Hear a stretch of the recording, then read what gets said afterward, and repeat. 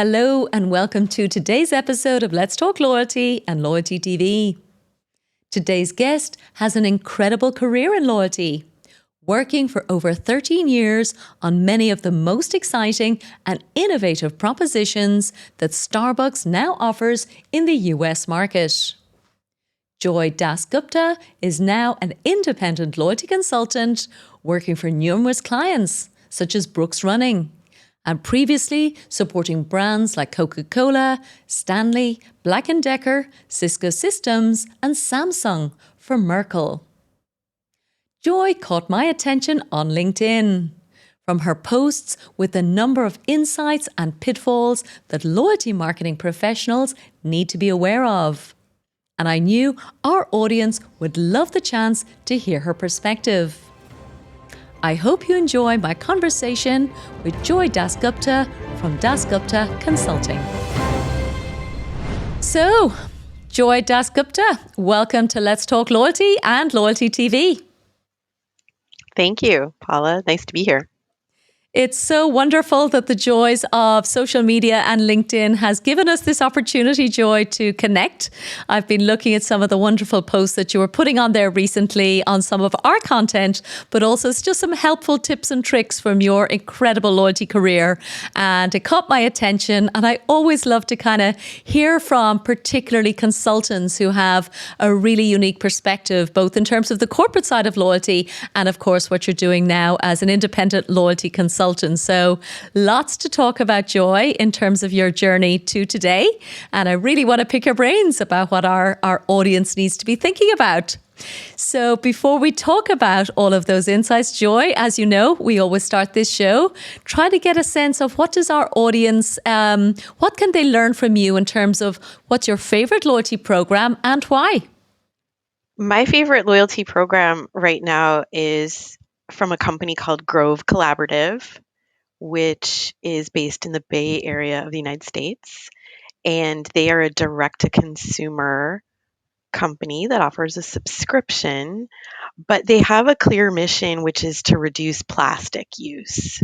So all of the products that they sell for cleaning and for beauty care are really focused on either removing or eliminating plastic packaging and using renewable resources. So I think what I like about it is not only is it convenient and there are subscription-based benefits, they also do a really good job of introducing you to new products that meet the environmental mission and still do some of the things that people love, like discounts and free samples of beauty products and all those things that show up in your package. So I think they do a nice job of blending discovery with familiarity in a very convenient program.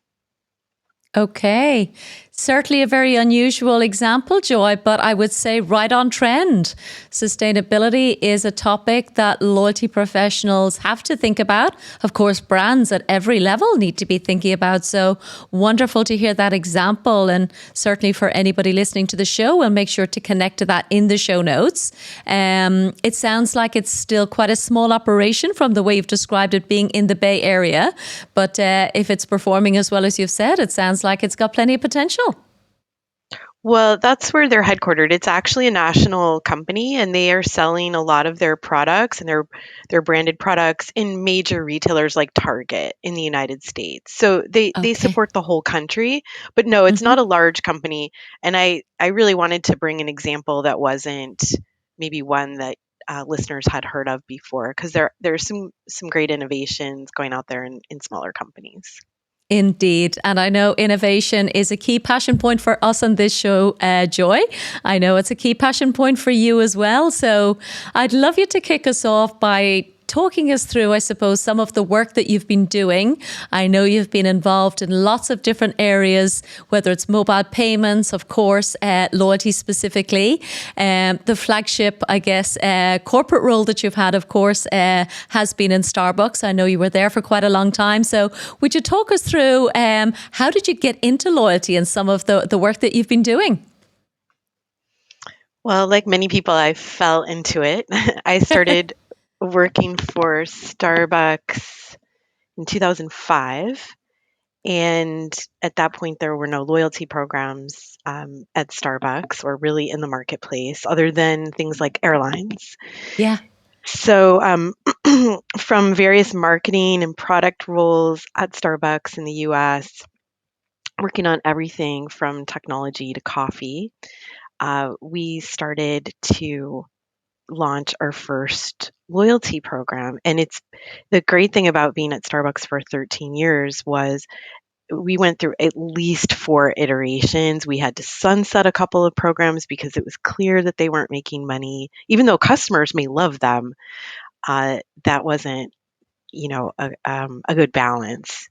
So that's how I really got started. Is I moved into a role and we started working on it, and then we saw the opportunity to work on mobile payment when uh, Apple actually launched their App Store. It was one of the first ways that brands could actually directly have mobile relationships with their customers because before that it would be things like text, which you don't really own, whereas an app was a way you could Mm, actually own that relationship. So we mm. got on that train right away, and we worked with our point of sale team to say we need to make sure people can pay with their phone. That is the future. And that was back in 2008.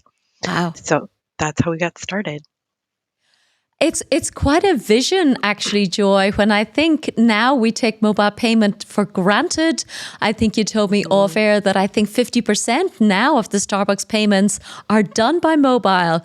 But it was probably something that was super complicated, probably didn't make a lot of sense to people. I mean, it's almost 20 years ago. So, I mean, how did you know that that was going to be such a killer app, to use the terminology in terms of, as you said, with so many propositions to try, so many reward options available, but mobile payments was a very strong proposition for you to focus on. So it was interesting. Like a lot of things, it's born out of solving a problem. So the number one question that would come into Starbucks customer service was, how much money do I have on my gift card? Okay. People couldn't see their balance, right? They had to call a toll-free number. And so we realized, like, through making a simple API call, you could just display that balance and you could have it on your phone, because when you really need that information Mm. is not when you're sitting at a desktop, it's when you're at the register, right? It's Yeah. not really helpful. Yeah. Or when you're out running your errand, you want to know, well, how much money do I have on this card? So Mm. we realized that we could save a lot of money from Mm. customer service if we could just get this one fact out to people. And that's kind of, what led to the first conversation, which is like, let's let people look at how much money they have on their gift cards. Starbucks has led in the gift card business. Yeah. And then let's turn it into a barcode and see if they can scan it. And that was a very, like you said, that was very complicated. As you know, and still today, point of sale is not something you can touch usually. It has a lot of rules and regulations. All your money comes through it. Yeah. There's a lot of protection. So we had to work kind of underground and find somebody in the POS lab that would let us play around with this. And we only tested it in like 10 stores. And we deliberately asked to test it in Silicon Valley because we knew that if you worked for Apple Yeah. and you lived in Cupertino, California, you would want to try this. And that's how we got started. Wow. Going for the cool kids, the cool tech, and just Hmm. getting those early adopters to really drive the excitement around something that really makes a difference, as you said, like standing at a till, wanting to know how much I've got in my gift card. There's absolutely no way. I mean, it's actually quite funny when we think about now that people used to be expected to call a call center to check something that's so basic. And one thing that I've always admired actually about that whole, I suppose, wisdom of what Starbucks did back then, Joy, was this idea that obviously credit cards are such a popular form of payment, but they're actually quite expensive. And I'm guessing particularly for a coffee retailer like Starbucks. But you guys, I think, very early on saw the gift card opportunity. And if people were preloading their cash there, you save the credit card fees, of course. And then, you're literally almost operating as a bank because you're holding the cash then ready for people because they know they're going to come in and have their daily coffee with you. Yes, that was something Starbucks figured out early on, that holding money, of course, was advantageous for many reasons. People have prepaid, Yeah. they'll come and spend it, and you also do earn some conservative interest rates as well. Yeah. So it's literally the gift that keeps giving the company. But I will say that that's a good example of a strategy that's really not viable for most companies.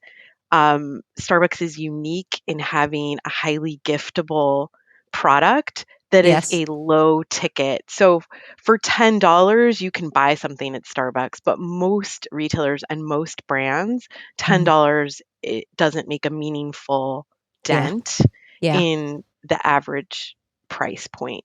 So it's unique in that gift cards are not only at the right price point, but because of having a large store footprint, you can give it to anybody and they can usually use it.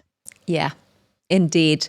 And even though we didn't have a strong footprint of Starbucks in Ireland when I was working in Loyalty Joy, I did give away a lot of coffee because even as a category, it's pretty universal. And of course, we would allow people to do, tea and hot chocolate and actually any hot drink.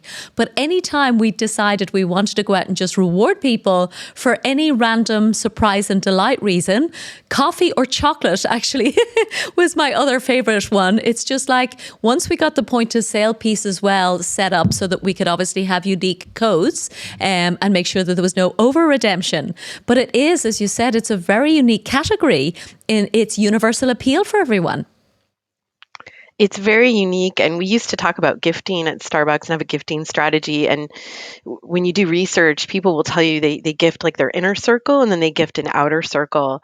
And a Starbucks card or low value items was it was considered thoughtful but very easy. So if you wanted to provide a gift to a teacher or Mm. to the school bus driver or to someone in your community as a thank you or for a holiday, it was an affordable way Yeah. to gift Yeah. without having to know that person and all of their preferences. Yeah. So, this is like, I think one of the things I talk a lot about with loyalty is, as wonderful as Starbucks model is, it's not a model that can be duplicated for Mm. most companies. And so I think there's a lot of learning from Starbucks, particularly in how to drive and think about Mm. modeling and incremental Mm. benefits and financials. Mm. But it is a unique, um, it's a unique business, right? So Yeah. Yeah. But though you did put something on LinkedIn, as I mentioned earlier, Joy, which I suppose was a way for United, particularly I think in the example you quoted, where again, there are very few opportunities that most of us have enough points or miles to actually get a reward seat. But I think the point that you were making about United was that they were making their currency available for much lower value items. So things like free Wi-Fi or choosing a slightly better seat, even if it does happen to be an economy. So I think what I'm hearing is, the liquidity of the points, even if the value is low, it's something that anyone can think about, whether you are an airline or a coffee shop.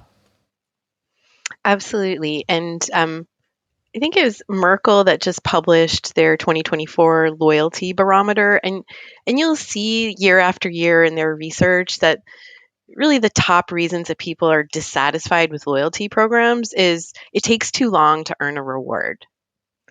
It's really one of the top things that comes again and again. So what we see United, and I'm seeing American Airlines and actually a variety of retailers, is they're trying to make it easier to redeem for something. Yeah. And I think that's a clear example. United has clearly figured out that there's a Mm. lot of people that just aren't going to earn a flight. And so then Hmm. they decide not to be part of the program at all. But Yeah. if you can use your currency to make your experience just a little bit better, then it does become more attractive. Mm. And so increasing utility of currency, I think, is a key trend that we will see more Yeah. of, especially because so many currencies and loyalty have been devalued, including Starbucks. Indeed. So as prices go up and as companies need to manage their discount line, they devalue their currency. So Yeah. one of the ways to offset that disappointment is to give you sort of incremental benefits. Mm. And I remember writing about Starbucks actually, Joy, and I'm guessing now this might have been maybe 5 or 6 years ago, but exactly to that same point, even Starbucks at again quite an accessible kind of price point, even for a cup of coffee, but again was making rewards available for a shot of flavor, for example. So again, that was something where it was just always being made easier, simpler, and a way that you could close the loop and get that instant gratification that I think we all just get like a dopamine hit. And if we don't get the dopamine hit, then, as you said, we just disengage and give up. That's right. That's exactly right. Wonderful. So you mentioned quite a lot of propositions, Joy, and I suppose, relieved to hear that, because from the outside looking in, it kind of always seems that kind of Starbucks nailed it from the beginning. The program is just so well respected, and it is absolutely the gold standard. Can you talk us through any other learnings, things like gamification, for example? We've talked about mobile payments, but what else was an important game changer in terms of finding a rewards proposition that resonated with US consumers? So I think there's a couple. We used to have a program where people could buy a gold card. It lasted for just a short period of time, and then they would get 10% off. Mm-hmm. And you see some of these models, but it was pretty clear. And again, if you look for it, I don't know that you'll find it on the internet. Didn't last that long, but it was pretty clear that that was not a winning proposition, because if you allow people to buy into discounts and if they're high frequency customers, you're effectively giving away Mm. revenue. Yeah. So that model had to get retired in favor for something similar to what we have today at Starbucks, but it actually started out as a visit based model, and then it moved to a spend based model. Okay. So I think the economics are always, like, for companies that are really attentive, you have to constantly looking at consumer behavior, because consumers are going to game your system, right? So the idea is you have to have enough people that are not doing that to help offset the costs. So I Yeah. think that was really a key learning. We got a lot smarter about how to model and forecast consumer behavior, and that's so important, especially as I work with companies today. I see that Yeah. marketing and finance have to be in lockstep, and that's not always the case in certain organizations. So I would say that's really important. Another thing I would really stress that was so interesting is loyalty research. And Okay. I don't know if you've done some programs on this topic, but asking people what they want in a loyalty program is Mm-hmm. not actually always the best way to do the research, because what people tell you they want Yeah. and the way they behave in a loyalty program are extremely different. And Yeah. sometimes the things that people say they don't care about are things they actually may care about. So So what do we do? Please, I'll yes, give me I'll some give you an examples. example of something, and Yeah. that's why I think you have to really integrate your information. So, Yeah. some people may remember, some listeners, that Starbucks used to have a gold card that we would send out in the mail with your name on it, Okay. and that was a real kind of stamp. And at that point, people would carry plastic cards, and you could argue that it might make sense for Starbucks to do something like this digitally, Mm. and it doesn't today. But if you got a certain amount of visitation, you would get this gold card in the mail. Mm-hmm. And the amount of thrill that people would have, it was like a major achievement at that point. And that's a good example of gamification. It's like if you hit that threshold, you got a prize, which was a gold card with your name on it, which is really just permission to pay with a different card design, right? Yeah. And if you would go out on that time, it was Twitter or on any kind of social media, you would see an unbelievable amount of social chatter of like, hey, I didn't pass math this semester, but I got my gold card. It was like this really amazing achievement Yeah. and this thrill for people for all kinds of reasons. But if you ask people if they want a personalized gold card, it would always come down at the bottom of the list. But Okay. the Yeah. emotional attachment to that was actually really high as a Yeah. badge of achievement. So it's one of my favorite learnings of, as marketers, I think you have to really read between the lines. Yeah, well, it's like that famous, wasn't it, Henry Ford, who said if he'd asked people what they wanted, they would have said a faster horse, when actually, of course, the motor car was just something that nobody had any idea was going to be, absolutely the solution to transport. So I think you're right, Joy. I think all of us have struggled with that. The one that always comes to my mind is particularly what I think is called virtue signaling, where, there's a charity proposition where I think if any of us are asked, would you like to give points to charity? Then of course we want to be seen as a good person. And we do absolutely say that that's an important partnership or benefit.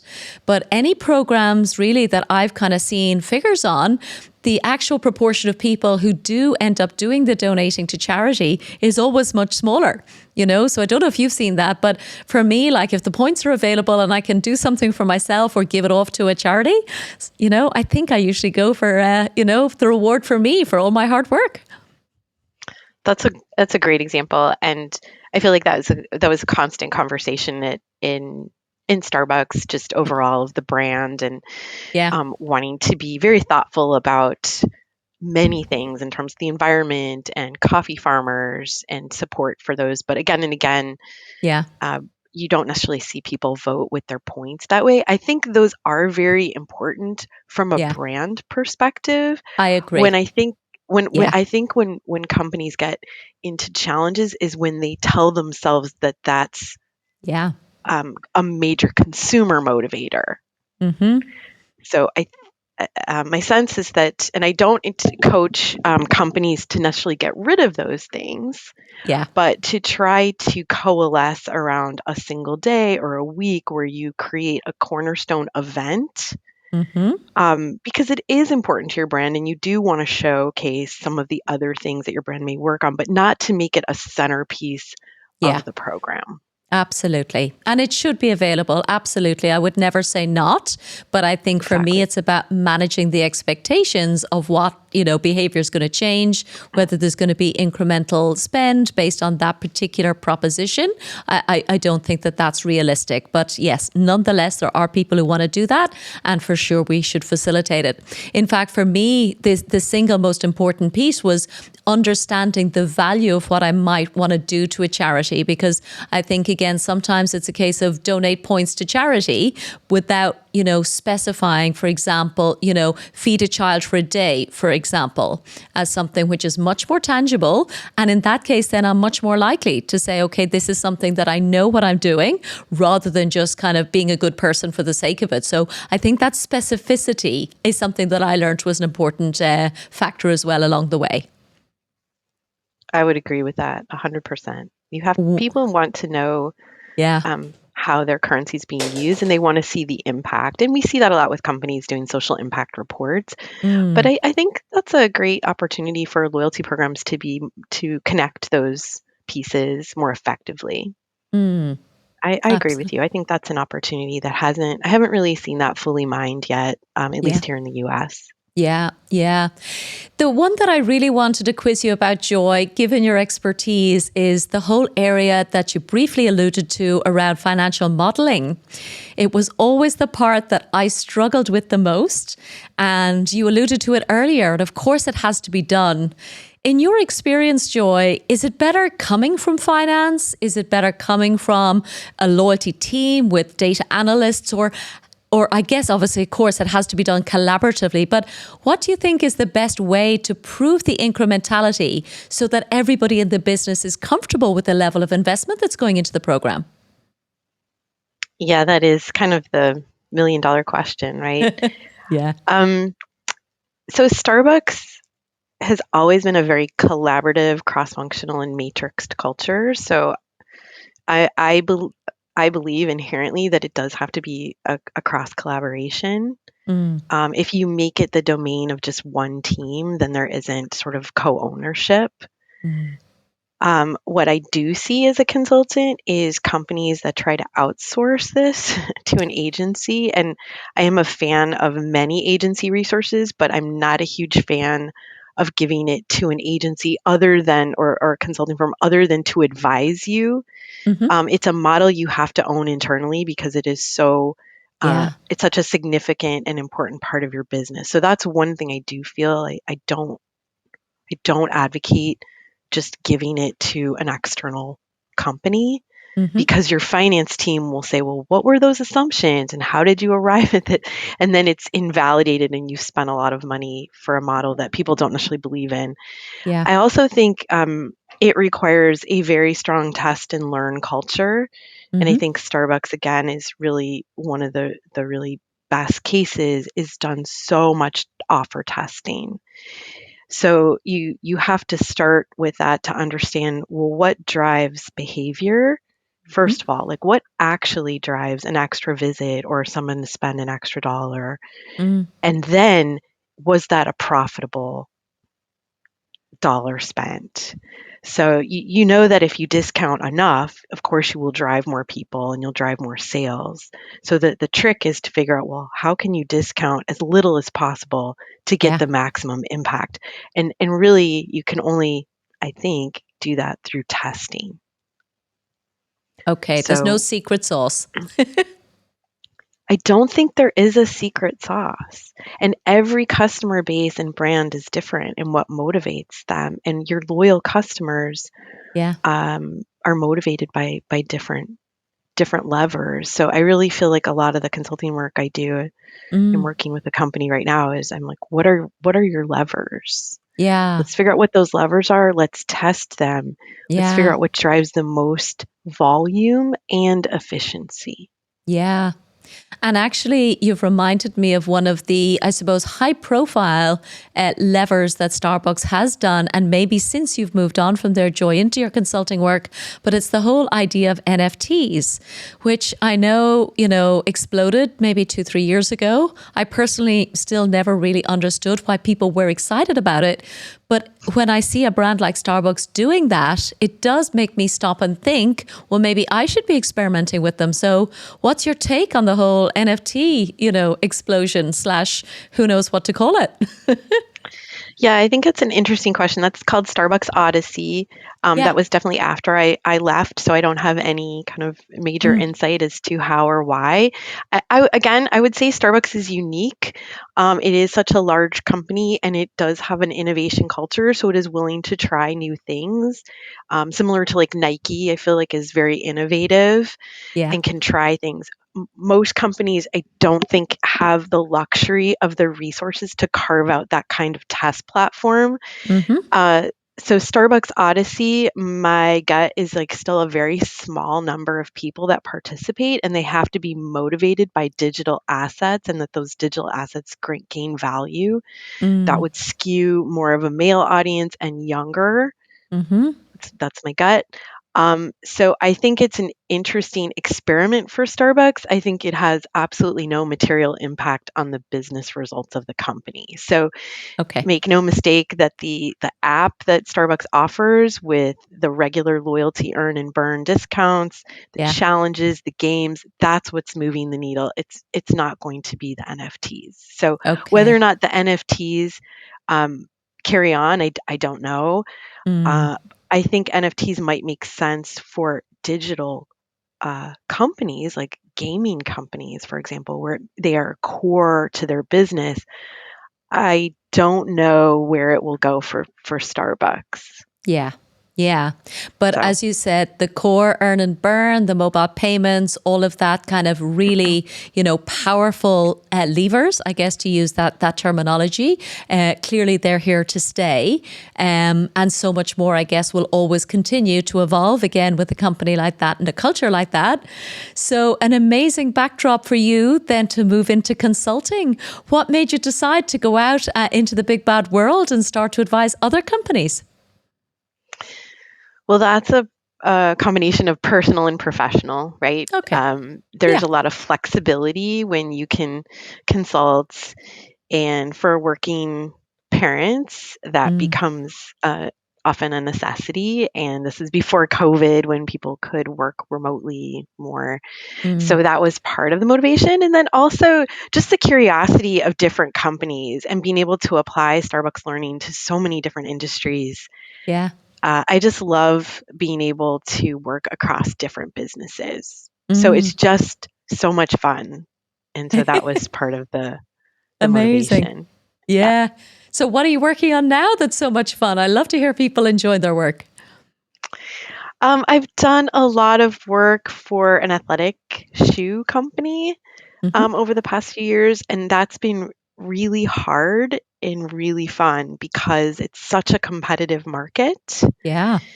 Um, and they that direct to consumer sales is only portion of the market. A lot of it has to go through other retailers. And so Mm. in those situations you don't have data, Yeah. direct data. I mean, that's Yeah. another thing we didn't talk about with loyalty is if you Yeah. don't actually own that customer, you have to think of a variety of different ways to connect with that consumer. Mm. So we have a mix of direct to consumer and then retailer relationships. Mm. And that's been a lot of fun to think about how to connect. Hmm. Okay. Yeah. So exciting times. What do you think then? We're coming to the end of our time together, Joy. When I think about the audience around the world listening, given what you've done with Starbucks, as you've said, what other kind of trends or ideas do you think are powerful enough to merit their attention? We've talked about things like NFTs, we've talked about sustainability, and the role of understanding those different levers and not taking the research at face value. What else do you think are important messages for loyalty marketers to understand as they seek to optimize their programs? I think you covered a lot of them. I think I would say I focus a lot on data versus insights. I think we're awash with data, but not necessarily insights. And that Mm, a lot of the best research for loyalty actually isn't loyalty research. It's consumer research. It's why are people loyal to the brand in the first place is going to yield a lot of clues of how to design a program okay. and what their emotional attachment is to Mm, that product or program. mm-hmm. I would also say that there are times when, and this may be heresy, where I recommend not having a loyalty program. And I do think it's important for loyalty professionals to sort of acknowledge that not all brands are either ready for one, like they don't necessarily have the tools in place, like CRM or Yeah. human resources, and I think that's okay. But that has to be a conversation as well. And some brands don't actually lend themselves to loyalty programs because the relationship that the consumer has is too fleeting or it's too infrequent. And so there are probably other ways to spend your dollars that are going to have more impact. Mm, So I worked with someone whose primary business is jewelry and diamond rings.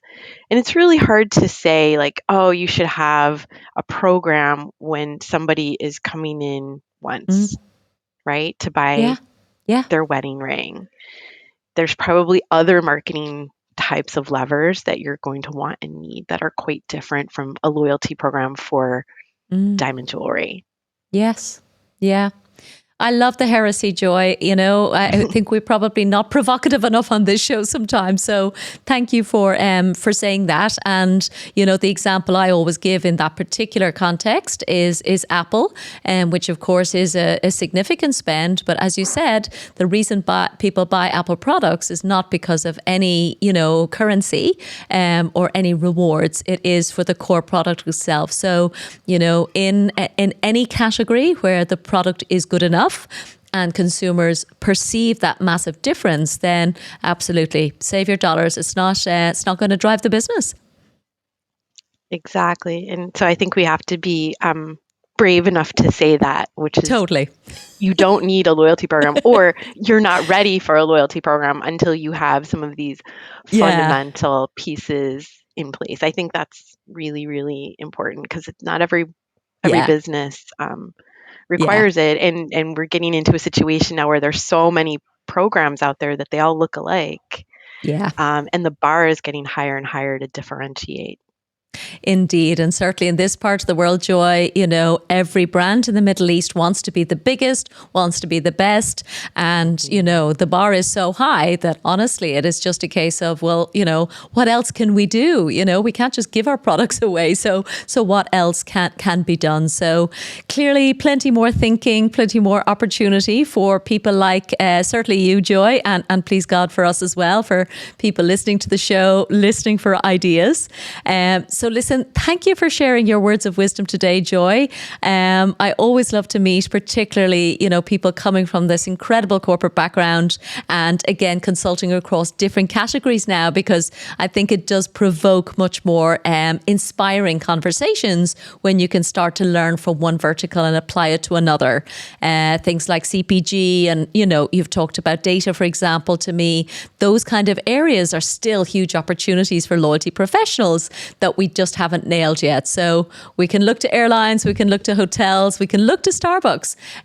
But ultimately, as you said, we have to sit and look at our own programs, our own customers, ask them what they want, but then maybe try a few other things that they haven't even realized they want, which I think is an important learning today as well. So listen, I don't have any more questions, Joy, but I did want to offer, if it's okay with you, to just to put your contact details in our show notes, because my sense is there's going to be a lot of people who would value your words of wisdom, would love to connect. So if that's okay, we'll add that into the show notes. Are you happy enough for people to reach out to you? Sure, LinkedIn would be the best way. Sure.